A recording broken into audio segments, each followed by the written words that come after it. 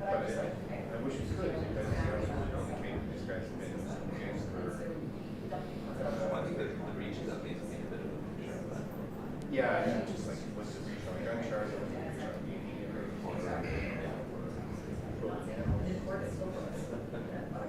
was it Joe Matthews this week? Sorry, guys.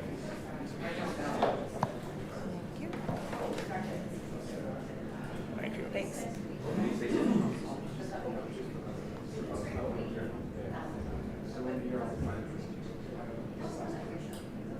2 minutes, folks. 2 minutes. Hopefully.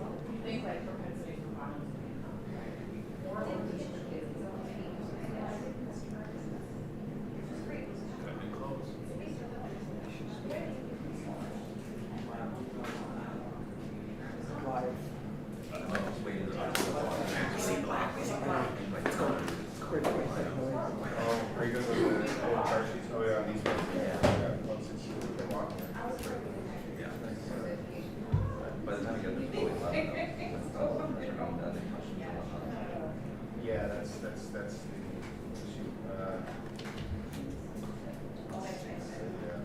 it's already 11 now. So. Yeah, it's the dead zone. What's that? But back in the day, we did it all. Yeah. Exactly. You're waiting for the pause. Yeah.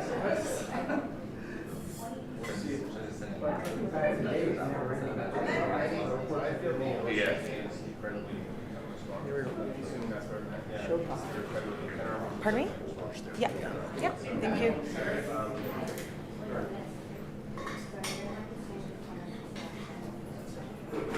20 seconds. Oh, yeah, no problem. Yep. Got it. We're good. Check, check, check. Yep. Check, check. Good. 10 seconds. I think we're good. Okay.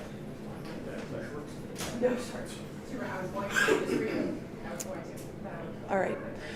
Good morning, everyone. Welcome to Toronto Police Headquarters. Today, Chief of Police Myron Demkiw will provide an update on the investigation and the homicides and shooting that took place at the Salsa on St. Clair Festival on July 11th. The Chief will be joined by Detective Sergeant Stacey McCabe of the Homicide and Missing Person Unit. Following their remarks, they will take questions from the media. Chief? Good morning, everyone. Thank you for being here. We're here to provide an update on the homicide investigation into the tragic shooting at the Salsa on St. Clair Festival on July 11th. Today, we are announcing that the Toronto Police have arrested two 18-year-old men in connection with this investigation. Both have been charged with 2 counts of first-degree murder and 5 counts of attempted murder. While today's arrests represent significant progress, they do not erase what happened that evening. What should have been a celebration of community, culture, summer, and all that our city has to offer instead resulted in 2 people losing their lives, 5 others were shot, and many more witnessed terrifying violence in the middle of a crowded public event. Our thoughts remain with the victims, their families, and everyone affected by what happened that evening. These arrests are the result of an extraordinary effort by our Homicide and Missing Persons Unit, Team 2, led by Detective Sergeant Stacey McCabe, whom we will hear from shortly. Since the moment this violence occurred, investigators have worked relentlessly to identify those responsible and bring them before the courts. That work has required tremendous discipline and patience. I know there have been frustrations that we have not been able to share more information publicly over the past several weeks. That's understandable. But successful investigations require investigators to protect the integrity of the evidence. Sometimes that means saying less publicly so we don't compromise the investigation or future court proceedings. I want to thank the members of our Homicide and Missing Persons Unit, the Integrated Gun and Gang Task Force, the Emergency Task Force, our mobile support services, and all of the officers and civilian professionals who contributed to this investigation. Their dedication and persistence made today's arrest possible. I would like Torontonians to know that these members work around the clock, 7 days a week to help keep our city safe and make great personal sacrifices along the way. We have all seen videos of officers running towards danger. Our frontline police officers are, in my view, heroes. I'd like to also recognize our partners at Toronto Paramedic Services and Toronto Fire Services who responded with courage that day. I also want to take a moment and recognize the extraordinary work of our Homicide and Missing Persons Unit more broadly. This is a best-in-class team of investigators under the leadership of Inspector Ted Lumanis. Their clearance rate currently stands at 86%, after finishing 2025 at 93%, the highest in our modern history. And they have consistently maintained exceptional high clearance rates year after year. But investigations like this don't happen in isolation. They require resources. Our multi-year hiring plan is essential in strengthening our capacity in this regard. This is what effective policing looks like. Frontline responders, exceptional investigators supported by strong technology, intelligence, and importantly, community relationships. Today's announcement also reinforces why I continue to call for meaningful law reform. We need stronger deterrence. When someone chooses to fire a gun into a crowded public gathering, showing complete disregard for human life, the law must send a clear message that this conduct will be met with the most serious consequences available. Public safety depends on that deterrence. Finally, I would like to speak directly to the people of Toronto. I know what happened at Salsa on St. Clair was deeply unsettling. It shook people's confidence and left many wondering whether they could safely attend public events. I understand the concerns, but I don't want fear to stop people from enjoying everything our great city has to offer. Our officers will continue to have a visible policing presence at festivals and community events across the city this weekend. And I encourage people to come out, support your local communities, and enjoy time with your families and friends. As always, if you see anything of concern, please approach our members. Thank you, and I'll now turn it over to Detective Sergeant Stacey McCabe. Thank you, Chief. Good morning. I'm pleased to be here today to announce these arrests following an extensive homicide investigation that has been our focus since July 11th. Before I speak about these arrests, however, I do want to acknowledge the extraordinary work of the investigators and support units involved in our case and our partners at the OPP. This investigation required countless hours, long days and nights, and I couldn't be more proud of what this team has accomplished. As you may recall, on the evening of July 11th, thousands of people had gathered to enjoy the Salsa on St. Clair Festival. At approximately 8 p.m., gunfire erupted. When officers arrived, they located 7 people with gunshot wounds. Tragically, 2 young men, 25-year-old Shaquan Quashie and 20-year-old Cesar Vernaza, both of Toronto, died as a result of their injuries. 5 other people were struck by gunfire. And while their physical injuries were not life-threatening, some of them were life-altering, and all were subjected to an unimaginable traumatic experience. In the hours following the shooting, we said we believed that the incident was targeted, and that remains true today. We also indicated at the time that there appeared to have been an exchange of gunfire. As our investigation progressed, and following forensic examination, we have determined that that was not the case. Although 2 firearms were recovered at the scene, forensic testing determined that neither had been fired. The evidence indicates the gunfire came from 1 gun. This investigation was exceptionally complex. There were thousands of people at the festival that day, hundreds of hours of video to review, countless witnesses to identify and interview, and significant forensic evidence to analyze. That work led us to identify 2 suspects. On Wednesday, members of our emergency task force executed a warrant at a building in the Weston Road and St. Philip's Road area, where they arrested 18-year-old Jessiah Massaro-Gill. During the search, officers seized 2 firearms, a quantity of illegal drugs, and Canadian currency. A short time later, officers from our mobile support services arrested 18-year-old Lewis Downey in the Church and Wellesley Street area. A search of his home resulted in the seizure of another handgun, more illegal drugs, and Canadian currency. In total, investigators seized 3 firearms during these arrests. These firearms are now undergoing forensic examination to determine whether any of them were used in the shooting that night. Both accused now face 37 criminal charges, including 2 counts of first-degree murder and 5 counts of attempted murder. Over the past several weeks, there's been considerable speculation about motive and possible gang involvement. I'm not in a position to comment on those today, and I won't speculate. Nor can I comment on either accused's criminal history, if any. But what I will say is this: reducing incidents like this to simply gang violence oversimplifies a much more complex problem. This investigation is about gun violence and the willingness of young people to use guns with complete disregard for human life and the safety of anyone around them. 2 young men lost their lives. 5 others were injured. Thousands of people who came together to celebrate their community witnessed an act of extraordinary violence. And that's what needs to be recognized and addressed. Again, I want to thank everyone who contributed to this investigation. It truly was a team effort. Your professionalism, persistence, and commitment allowed us to identify the individuals we allege are responsible and bring them before the courts. Thank you. We'll now take your questions. Scott, can you talk about, I guess, what precipitated this? When you talk about this being targeted, how long, I guess, were these 2 18-year-olds and the 2 young men were targeted and died? How long were they in the same area? Was there any interaction before the gunfire? So that will all come out in evidence at court, so I'm not positioned to comment on their specific paths that day or the relationship, if any, between them. Which one of the suspects is accused of actually firing the gun, and why are both charged with first-degree murder if one gun was fired?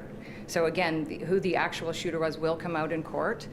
The evidence that we have led us to charge both of those people. Whose guns were recovered at the scene? There were 2 guns that were recovered. Who did those belong to? Sorry, can you? The guns recovered at the scene. Whose were those? Again, this is what I will say. I don't know who those guns, or rather, I'm not positioned to comment on who those guns belong to. But what I will say is that neither of them were fired. Were they recovered with the bodies of the accused? Again, I'm not going to comment. It will come out in trial where those guns were from. But again, there was no evidence that they had been discharged. Why did it take so long to provide an active shooter alert at the time? I mean, in terms of how, I'm not sure if you're able to, I don't know. I mean, my role is very specific to the, yes. Can you say the question again? I didn't quite catch it. The active shooter alert, why did it take so long to provide one to the public? Well, Why was there not an active shooter alert that was issued to the public at the time? Yeah, I think the information that was available was broadcast very, very quickly. And as happens in these significant kinetic events, there's a lot of information coming out. And we provided the updates we could in a matter of minutes as it unfolded, and we're as accurate as we could be in the moment, ensuring public safety every step of the way. Just to follow up on that, Chief, the active shooter, I guess, message was put out on social media, but it wasn't until we heard from Deputy Chief Barreto many hours later that he said there was no active shooter. It was about 3 hours.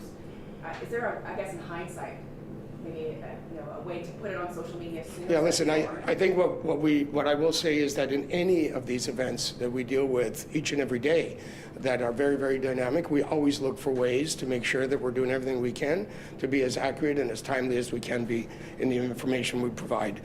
These kinds of events, as you know, that day are extremely dynamic. And there's a lot of information coming in to our call centers, to police officers on the ground, from our police officers on the ground. So we always look for opportunities to make sure we're getting it as right as we can. And of course, in the aftermath of this, the same has happened. I have a question for the head of homicide.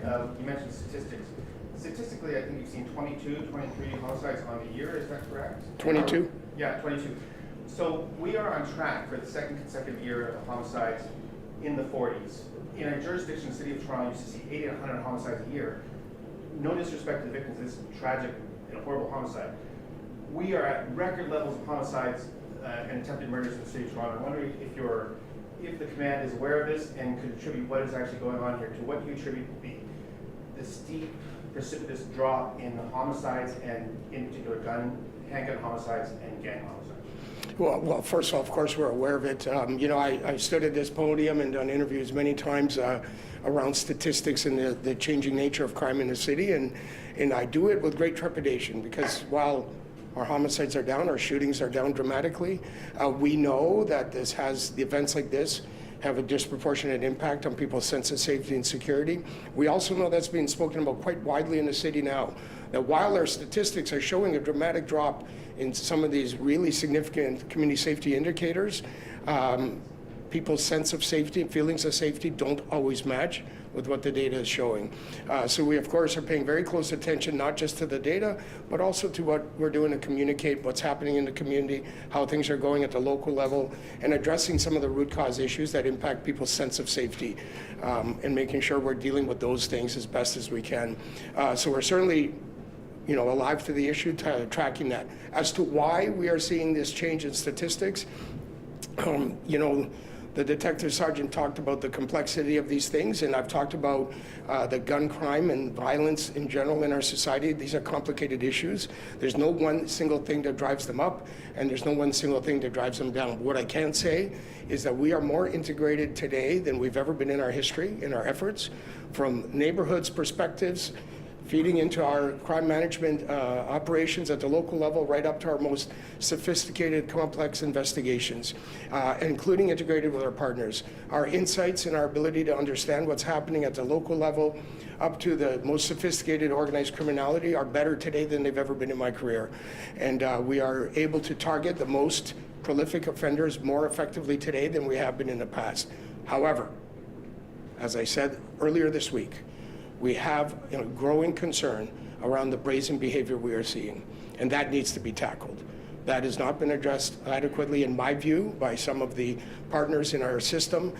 We need some significant reform in that regard. We need a justice system that addresses this, and we need to actually hold offenders accountable in a meaningful way who are causing disproportionate harm in our communities.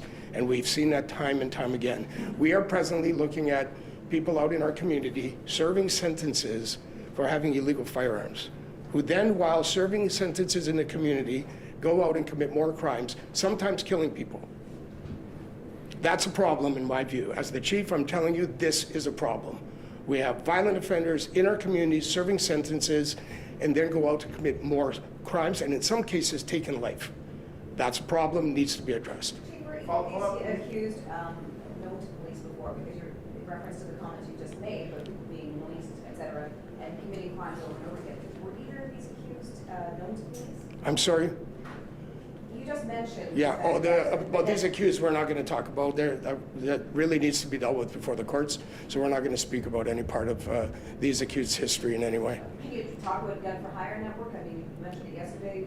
Would you say that they might be connected to that at all, or are you going to be making any allegations about that?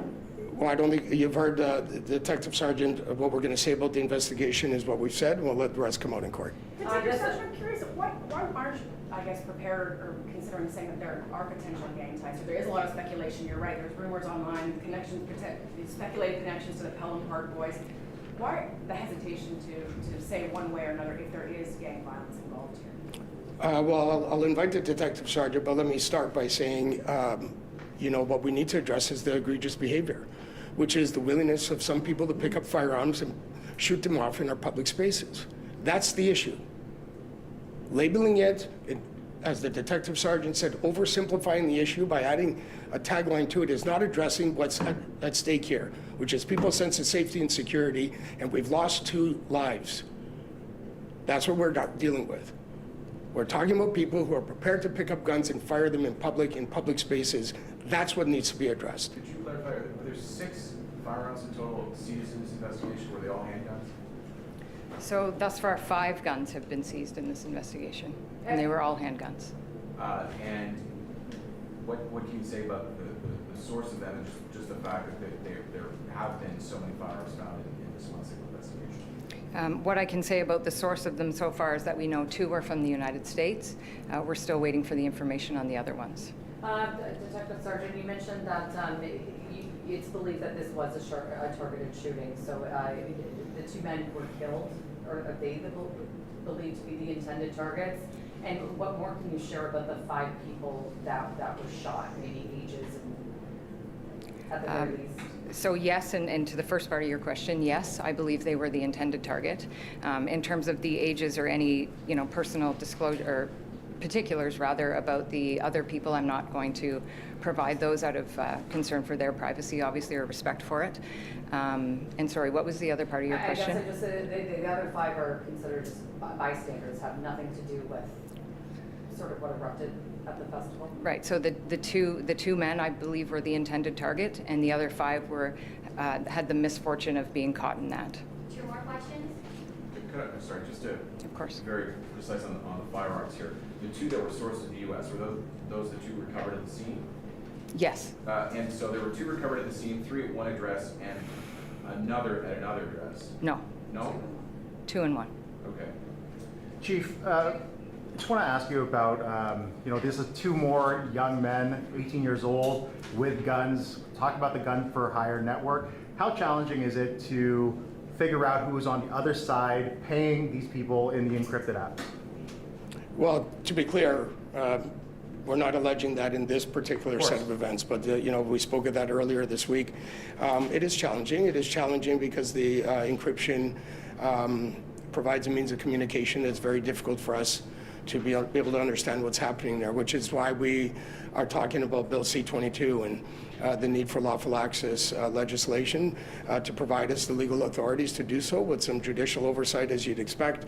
But it's important to have the tools. We need the tools in this digital age to get ahead of some of the criminality and the means in which they communicate through encryption. Beyond lawful access. Do you plan to increase the presence at festivals in the future, at all festivals in Toronto in the future? Well, I think, listen, we're going to respond to the threat environment in which we live in at the time. We have obviously, coming off of this particular set of events, a concern, but we've been projecting our presence differently around the city for quite some time. Not just around festivals, but around critical infrastructure and other places where the public gather. And that's because we're responsive to the threat environment, which we are always paying attention to, that is impacted by many factors, local and of course geopolitical. So we'll continue to do that work and change our posture as required to meet the public safety needs of the day. You talked earlier this week about increasing police presence at Taste of the Danforth. So for any families going down there this weekend tonight, what can they expect? Will there be more police than in years past at Taste, which is more of a family-friendly event in general? Yeah, listen, I think it's going to be a family-friendly event, and we should go out and celebrate what is an iconic street festival and encourage people to come out. You're going to see more cops. You'll see more police officers to make sure that we're adding a sense of safety and security for people to feel more comfortable given what we're dealing with. And importantly, I'd encourage everybody to come down and enjoy their time. We often talk about how to safeguard your personal belongings, make sure you keep track of your cell phone in your purses, in your bags, that kind of thing. And importantly, if you see something of concern, please approach our members, let them know. If you see something, say something, and let's all go out and enjoy Taste of the Danforth and the many other festivals that are going on around the city this weekend. Chief, beyond the lawful access to the encrypted apps, do you think that some of these platforms need to be held accountable? Well, I think community safety is a shared responsibility, and there's corporate responsibility that needs to be a discussion for sure. I think everybody has a role to play in ensuring we have a safe society that includes our corporate partners. Thanks, everybody.